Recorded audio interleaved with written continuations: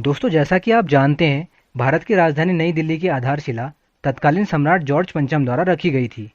यह आयोजन 1911 को दिल्ली के दरबार में हुआ था।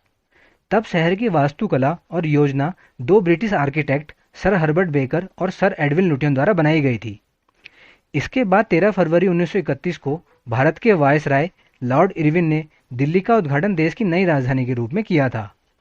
तब से नई दिल्ली देश को चलाने के लिए आवश्यक सभी शाखाओं के साथ सरकार का केंद्र बन गई थी। तो आखिर नई दिल्ली से पहले भारत की राजधानी क्या थी? भारत की राजधानी नई दिल्ली बनने से पहले कोलकाता साल 1911 तक देश की राजधानी थी। हालांकि दिल्ली तब भी कई साम्राज्यों का वित्तीय व राजनीतिक केंद्र थी, लेकिन अंग्रेजों के आने के बाद कई चीजें बदल गई थी। परिणाम स्वरूप साल 1900 से ही अंग्रेज भारत की राजधानी को दिल्ली स्थानांतरित करने के बारे में सोचने लगे थे।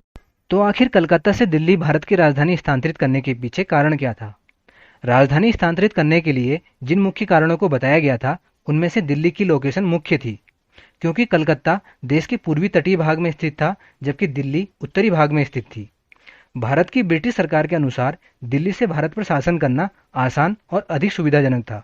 परिणाम स्वरूप 12 दिसंबर 1911 को दिल्ली दरबार के दौरान भारत के तत्कालीन शासक जॉर्ज पंचम ने क्वीन मैरी के साथ घोषणा की कि भारत की राजधानी कोलकाता से दिल्ली स्थानांतरित कर दी जाए। घोषणा के साथ ही कोरोनेशन पार्क और किंग्सवे कैंप की आधारशिला भी रखी गई थी। यह वायसराय का निवास स्थान था। तो दोस्तों, अब तो आप जान ही गए होंगे कि दिल्ली को भारत की राजधानी कब बनाया गया था और किसने इसकी घोषणा की थी, और इससे पहले भारत की राजधानी क्या थी। दोस्तों, ऐसे ही इंटरेस्टिंग फैक्ट्स के लिए चैनल को सब्सक्राइब करना ना भूलें। थैंक यू दोस्तों।